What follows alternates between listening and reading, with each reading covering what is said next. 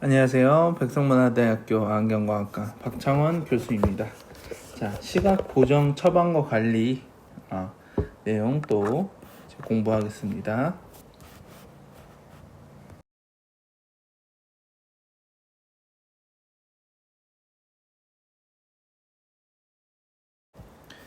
자, 다음 페이지 목차를 한번 볼게요. 시력 장애 분석. 그래서 시력 장애가 이제 발생했을 때 우리가 증상을 가지고 이것은 안경이 필요한 것인지 아니면은 질환 쪽으로 봐서 어떤 치료가 필요한 부분인지 그것을 이제 분석하는 우리 이제 어떤 식으로 이제 접근해야 되는지 그것을 같이 이제 볼 거예요. 그리고 그 증상에 따라서 증상이 이제 아픈 증상 그리고 눈에 보이는 증상 그 증상과 이제 눈에 보이는 타학적인 것 가지고 이것이 어느 쪽의 안 질환에 해당되는 것인지 한번 분류를 같이 한번 해볼 것입니다. 그러고서 이제 근시, 원시, 처방의 필요성, 처방의 어떤 기준들 쭉 같이 보아 나갈 거예요. 다음에 이제 약시한 관리. 그래서 우리가 약시가 중요하다고 저번 시간에 많이 이야기를 드렸어요. 약시 같은 경우는 평생에 내가 가지고 있는 시력의 질을 좌우한다. 이렇게 말씀을 드렸습니다. 그래서 자 이제 다음 페이지 한번 가볼게요.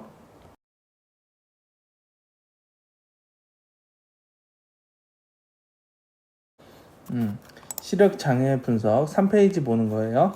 자, 시력 장애는 일단 우리가 이제 잘 보이던 것이 잘 보이지 않으면은 안과나 안경원에 방문을 하겠죠. 그래서 안경으로 교정이 가능한지 불가능한지 그것을 이제 분류해 보는데 단순히 굴절 이상이다, 조절 이상이다, 노안이다 해가지고 뭔가 사물이 거리에 따라서 좀 흐려 보인다든지 그리고 눈에 어떤 피곤한 증상이 있다든지 그리고 오랫동안 봤을 때 조금씩 흐려지는 증상이 있다든지 그런 걸로 우리가 조절 이상 노안으로 또 분류할 수가 있습니다. 그리고 안경으로 교정이 아예 불가능한 처음에 이제 시력장애가 있으면은 굴절 이상 도수를 조정을 해서 한번 잡아보려고 노력을 하겠죠. 그럼에도 불구하고 교정이 되지 않았을 때는 이게 어떤 질환이 의심되느냐. 그래서 전완부와 크게 후방으로 나눌 수가 있는데 전완부 쪽의 문제인 경우가 사실상 이제 케이스별로 봤을 때 조금 더 많아요. 그래서 각막 변성을 또 의심할 수가 있고요. 그리고 수정체의 어떤 이상, 백내장이나 수정체 탈구나 이런 것들을 또 의심해 볼 수가 있고요. 그리고 개방각 녹내장, 유리체 혼탁, 당뇨 망막병증, 고혈압 망막병증 이런 부분들 여러분 제가 이제 과제로 제시를 했죠. 한번 쭉 조사를 해서 내 스스로 한번 정리를 한번 해보시라고. 그리고 이제 여기 이제 녹색으로 G라고 표시되어 있는 부분이 있고 이렇게 아래 보면은 빨간색으로 이제 R로 표시되어 있는 부분인데 조금 이제 점진적으로 이상이 있는 건 그래주얼리 그래서 G라고 표시를 해놨어요.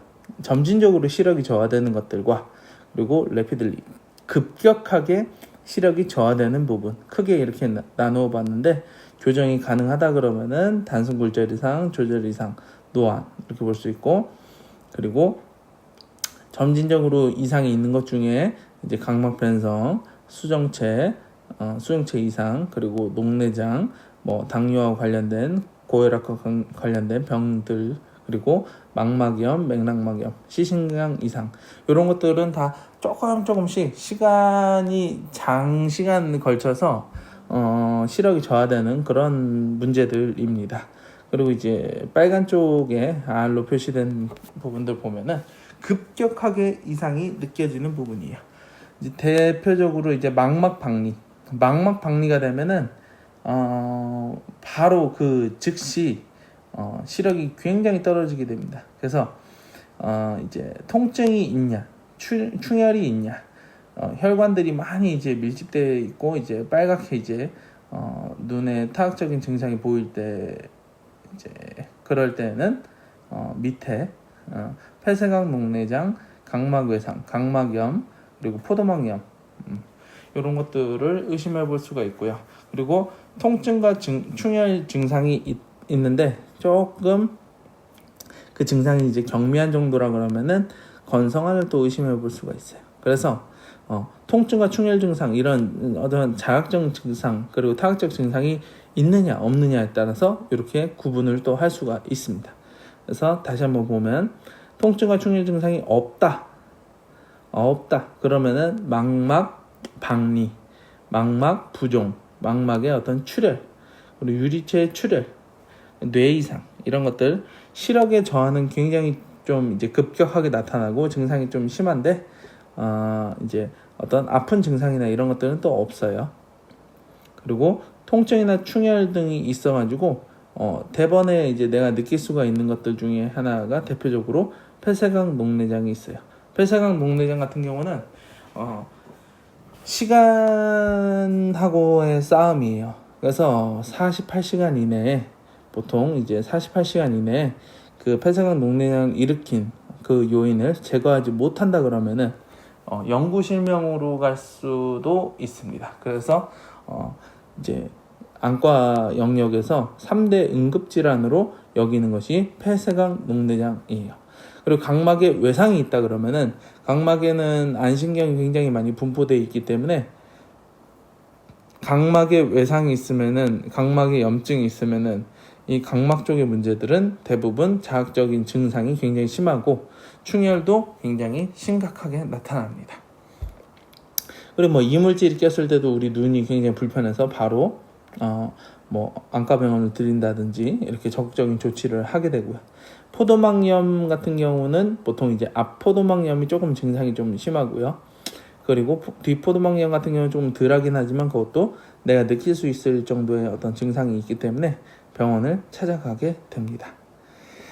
그리고 시신경염과 건성환 같은 경우는 증상은 조금 경미한 편에 속하긴 하는데 통증이나 충혈이 있는 편이에요. 그래서 이렇게 이제 크게 분리를 할 수가 있고, 여러분들이 이제 실무에서 일을 할 때 현장에서 이렇게 일을 할 때 시력의 저하를 이런 식으로 이제 구분을 해 놓으면은 크게 이제 이렇게 구분을 해 놓으면은 접근하기가 조금 더 쉬울 거예요.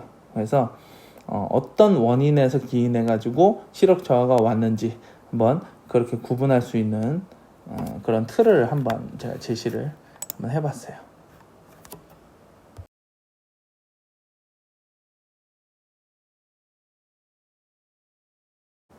자, 다음 페이지. 자, 지금 다음 페이지에는 시력의 증상은 좀 양호하나 어떤 불편감이 있는 경우에 그래서 요런 경우에도 보통 우리가 이제 안과병원에 가나 안경원에 가나 이렇게 방문을 좀 하게 돼요. 그러고서 이제 문진을 통해서 자각 증상을 체크를 하고요. 굴절 이상이 있는지 그 부분을 검사를 하고 처방을 하게 됩니다. 왕교정을 전부 다 이제 한 상태에서 그럼에도 불구하고 시력이 좀 잘 안 나온다. 그리고 어떤 불편감이 있다. 그러면은 사위 검사를 진행을 합니다. 그래서 사위 검사를 진행했을 때 이제 안구의 밸런스에 이상이 있는지 없는지를 봐요. 그래서 그 증상이 이제 없다고 하면은 사이도가 좀 낮거나 정상인데 자극증 증상이 있으면은 조절력을 좀 분석을 해보고요. 조절력이 그 나이대에 비해서 현저하게 좀 떨어지지는 않았는가, 그런 것을 지금 보게 됩니다. 그래서 본 교재에서는 그 조절력을 분석을 해서 제가 스스로 조절력을 분석을 해보는 그런 방법이 또 제시가 되어 있어요.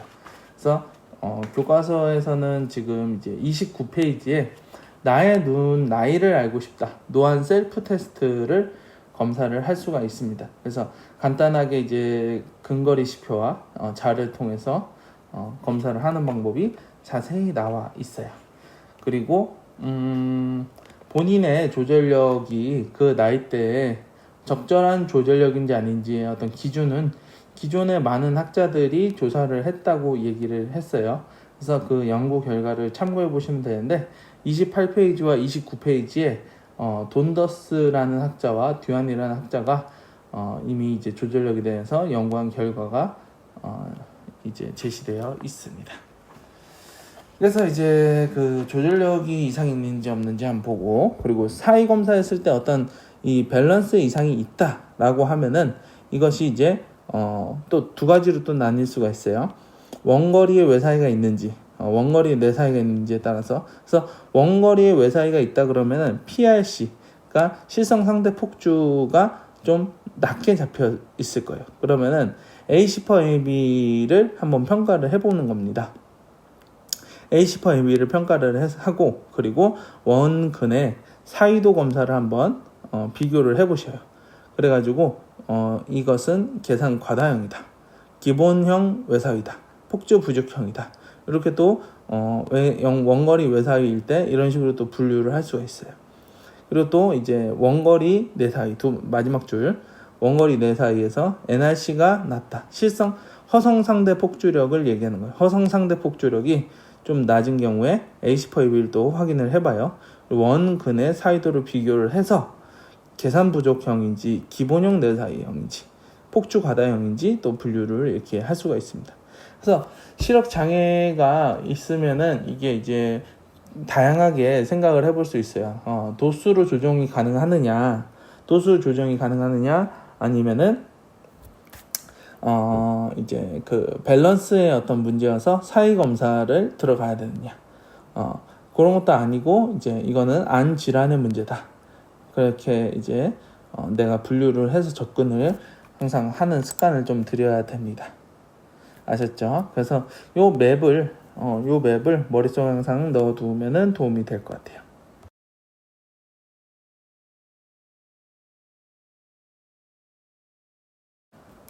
자, 다음 이제 근시를 보겠어요.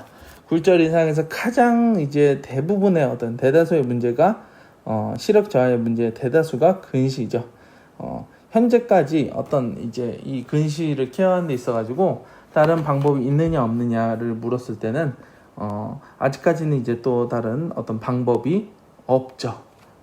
근데 뭐 다양하게 이제 뭐 온라인이나 이제 오프라인 이제 서적에서도 보면은 이제 근시 어떤 치료에 대해서 치료법으로 많이 제한되는 것이 나오게 되는데 정설적으로는 우리가 이제 그런 걸 좀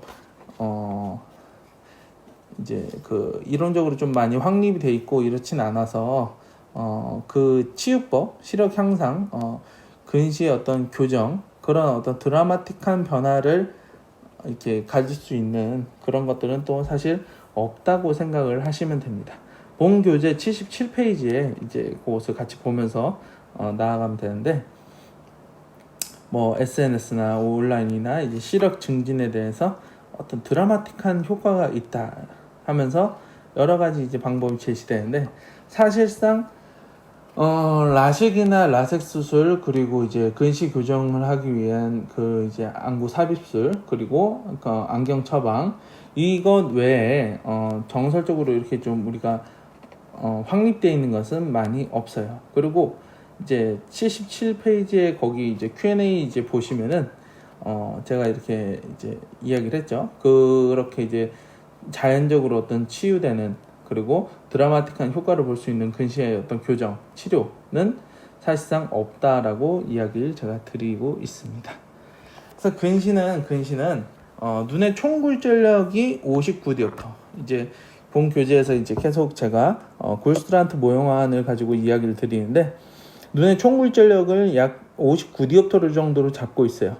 그래서 그거보다 이제 좀 높다. 근시 총굴절력이 보통 59보다 좀 높아서 이제 문제가 되는 거예요. 그래서 정상이 59인데 59보다 좀 높으니까 60디옵터, 61디옵터 이런 식으로 좀 높으니까 시력 보정 연구가 필요하겠죠. 그래서 교정을 어느 정도 선에서 우리가 해줘야 되냐 아니냐는 논란은 많지만은 본 교재 125페이지에서 보시면은 Q&A에 제가 제시를 해놨어요. 시력이 어느 정도 되면 안경을 써야 되느냐. 그래서 먼저 이제 결과부터 얘기를 하면은 실생활에 불편함을 주는 정도. 그러니까 대략 0.6 미만이면은 안경을 써야 된다. 이렇게 제시를 하고 있습니다. 왜냐하면은 0.6 정도를 읽기 좀 힘들어하는 정도면은 우리가 일상생활에서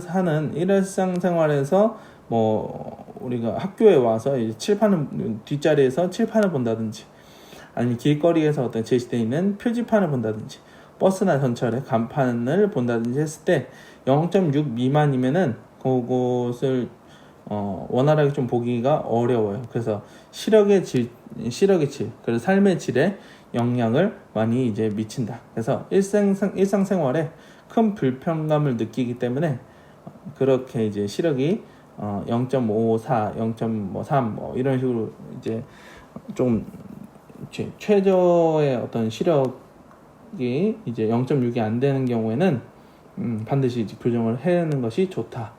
그리고 교정을 하지 않았을 때 흐린 상을 계속 본다는 것은 눈과 뇌는 이어져 있다고 그랬어요. 하나의 채널로 연결되어 있고 그리고 눈에서 이제 보이는 것 가지고 뇌에서는 또 활발하게 기능을 이제 하게 되는데 그런 어떤 기능적인 문제에서 문제가 발생하게 되죠.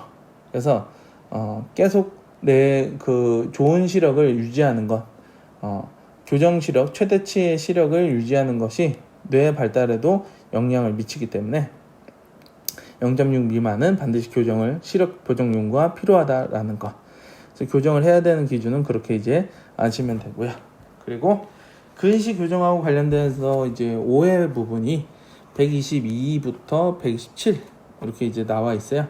122페이지 먼저 보시면은 보통 이제 이런 경우도 많이 있죠. 안경을 쓰기 시작하면서 눈이 이제 계속해서 나빠지는 것 같다라고 또 얘기를 합니다. 그래서 눈이 계속 나빠지는 것 같아서 안경을 최대한 안 씌우려고 하는 그러면 이제 최대한 늦게 씌우거나 안 씌우려고 하는 그런 또 이제 이야기가 많이 있어요. 근데 123페이지에 이제 제가 그림을 제시했죠. 요거는 제가 교육용으로 만든 웹툰에서도 요 그림을 이제 활용을 했는데 교정을 해놨을 때 지금 먼저 이제 위에 있는 그림을 먼저 보게 되면은 근시가 있으면은 초점이 이렇게 망막보다 앞에 맺히게 돼요. 그래서 교정을 해서 마이너스 2디옵터의 교정을 들어갔죠. 상을 뒤로 밀어줬어요. 그래서 노란 점으로 이동시켜가지고 망막을 보게 해서 선명한 상이 보이게끔 이제 되어서 정시가 되었는데 또 시간이 지나면은 대략 한 6개월 정도 지나면 이렇게 안구의 길이가 이제 그 X축 방향으로 그러니까 가로 방향으로 이렇게 길어지게 돼요. 이렇게 이제 길어지게 되면은 과거에 교정했던 마이너스 2디옵터 가지고는 선명한 상을 또 보기가 어렵게 되는 것입니다. 그래서 도수를 더욱더 높여서 노란 점을 분홍점으로 이동시켜야지 정시가 된다. 그래서 성장기의 아이들 키가 훌쩍 크듯이 안구의 길이도 계속 자라게 된다. 그래서 이렇게 이제 뭐 7살에부터 시작해가지고 20살까지 키가 커지고 덩치가 커지고 얼굴이 커지고 안구도 커지고 하면서 안구의 길이가 늘어나게 된다. 그래서 성장기의 애들은 1년에도 뭐 10cm씩 이제 키가 막 크게 되잖아요. 이 시기 때에 안구의 길이가 많이 늘어나게 되고요. 안경의 도수도 많이 늘어나게 됩니다. 높아지게 됩니다.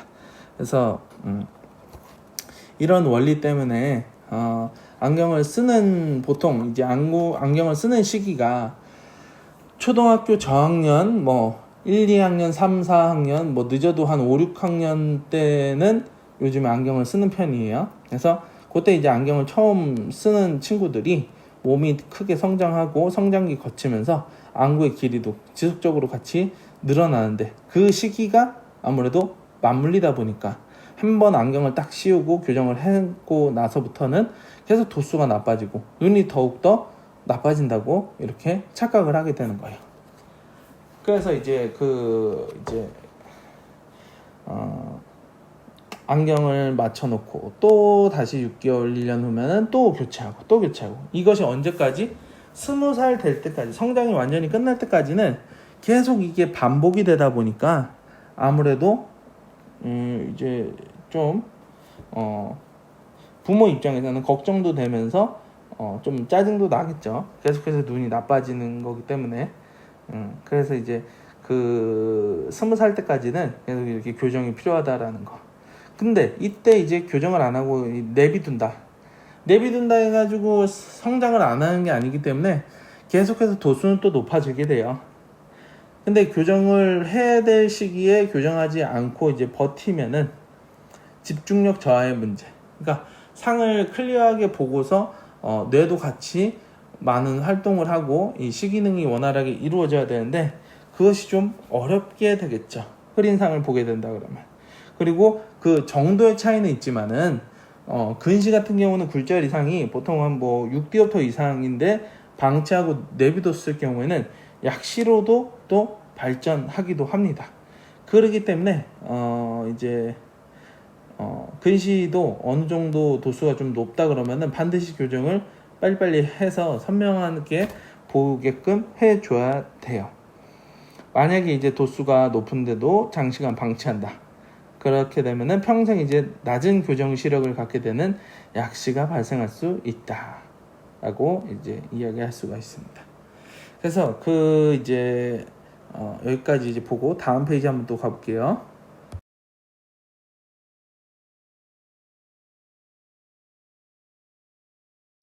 자, 다음 페이지.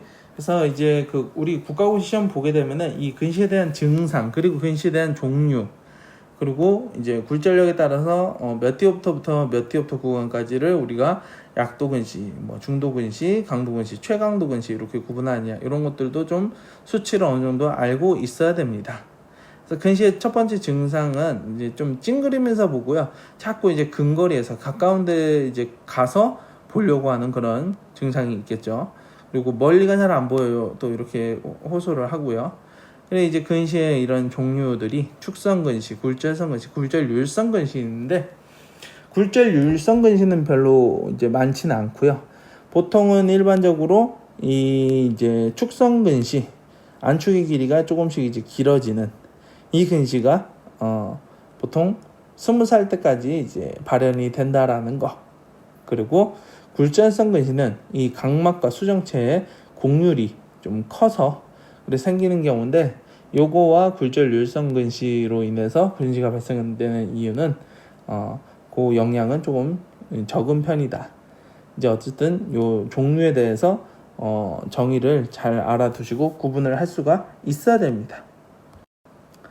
그리고 오른편의 요 수치들 약도 근시는 보통 3디옵터 이하까지를 우리가 약도 근시, 경도 근시라 얘기를 하고요. 고개 넘어가는 3에서 6 정도 사이를 우리가 중도 근시, 중증도 근시라고 얘기를 합니다. 그리고 고도 근시부터는 원점 거리가 어때요? 원점 거리가 18cm, 뭐 17cm 이 정도밖에 안 되기 때문에 맨눈 상태에서 근거리 작업을 하기도 좀 어려워지는. 그러니까 실제로 시기능의 그 시력의 생활의 질에 영향을 미치게 돼요. 눈에. 내가 스스로 발톱을 깎을 수 없을 정도로 내 원점 거리가 짧은 상태인 거죠. 그래서 고도근시로 가지 않게 하기 위해서 여러 가지 노력을 한다는 그런 부분도 있는데 약물로서 아니면 마이오비전 같은 그러게 이제 근시 컨트롤, 근시 진행 억제 렌즈 이런 것들 이야기도 한번 제가 드려볼게요. 그리고 최강도 근시는 마이너스 10디옵터 이상인 것을 이야기를 합니다.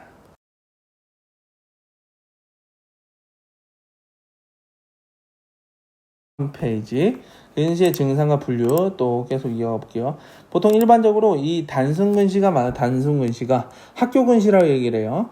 보통 뭐 10살 정도의 시작, 20살 정도면 정지. 근데 또 이제 시력의 완성이 7살인데 만 7세 이 정도에서 시작을 하게 돼 가지고 20살 정도면 정지하게 돼요. 뭐 요거는 교과서마다 책마다 조금씩 차이는 있는데 보통은 이제 7세 정도라고 아시면 됩니다. 그래서 그거 이제 지우고 7세라고 이렇게 표시를 해주면 좋을 것 같고요. 자, 그리고 장시간 근업으로 발생한다. 그래서 이제 우리 지금 환경이 장시간 이제 가까운 데를 볼 수밖에 없는 그런 환경에 처해 있어요. 그리고 근시에 대한 유력한 학설은 제가 저번에 얘기했지만은 디포커스 이론이 이제 대부분 이제 그 학자들이 믿고 그 이론을 지지한다고 얘기를 했어요. 그래서 이러한 환경의 문제 때문에 근시 진행을 촉진한다. 그리고 근시의 그 도수는 경도 근시와 중증도 근시가 대다수를 차지하고 있고요. 고도 근시는 아직 그렇게 많지는 않습니다.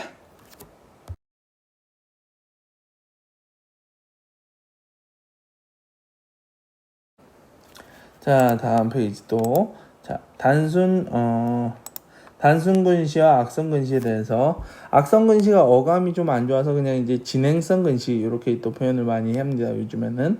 그래서 단순 근시보다 조기에 많이 발생한다. 이제 유년기 때 보통 이제 많이 발생을 하게 되는 게 악성 근시다. 부모 유전 가능성이 높다. 부모가 보통 고도 근시다 그러면은 거의 애들도 이제 고도 근시로 가는 편이고요. 그래서 이제 그거에 대한 내용은 또 교과서에 어디를 보면 되냐면은 80페이지에 보시면은 부모의 시력이 자식에게 유전이 되느냐라고 이제 거기에 대한 답이 또 이렇게 내용이 있습니다. 그래서 부모님 두 분 다 이제 근시 도수가 좀 높다, 고도 근시다 그러면은 거의 자식은 그 이제 고도 근시로 가는 편이에요. 그리고 근시도가 빠르게 진행되는 게 요 이제 악성 근시의 특징이고요. 그래서 강도 근시, 고도 근시로 보통 진행이 된다. 그리고 고도 근시하고 관련돼서 이 악성 근시하고 관련돼서 이 증상들 있잖아요. 이축 코누스, 망막과 맥락막의 위축 뭐 이런 것들 같이 좀 알아두시면은 좋을 것 같아요. 그래서 우리 국가고시 시험 볼 때 그 이제 객관식으로 많이 이제 나오는 부분들, 그래서 공막이 확장돼 보이고 유리체가 조금 일반 다른 사람들하고 좀 차이가 있고요. 안구가 돌출돼 보이고 동공이 열려 보이고 또 이제 외사시와 같은 그런 외관을 가지고 있고요. 그런 것들 한번 쭉 정리를 해보시면 좋을 것 같아요.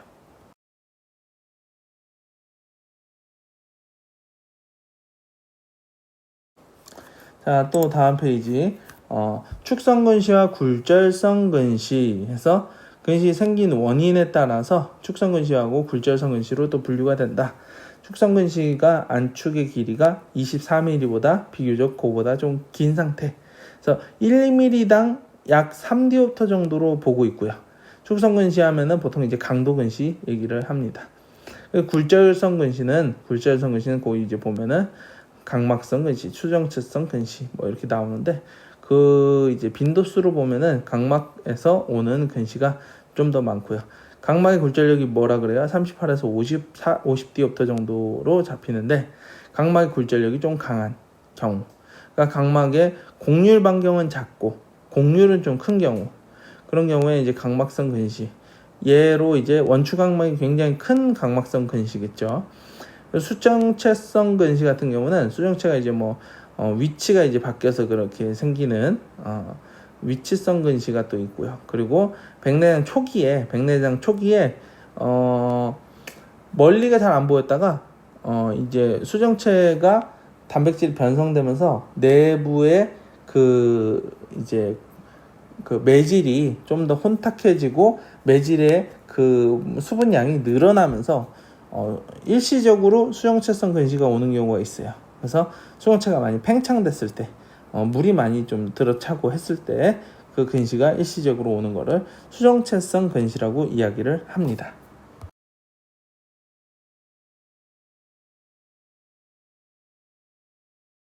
자, 또 다음 넘어가 볼게요. 가성근시. 원시한 혹은 정시한 교정되지 않은 상태에서 과도한 근업을 했을 때 이 조절 경련 때문에 생기는 근시인데, 이게 보통 이제 애초에 처음부터 근시가 아니고 원시나 정시일 때 과도한 조절로 인해서 일시적으로 근시가 된 그런 상태가 이제 가성근시라고 얘기를 합니다. 그래서 이때에 이제 교정을 해버리게 되면은 그대로 근시로 굳어진다, 이런 이야기도 있고요. 그래서 14살 이전에 많이 발생한다고 합니다.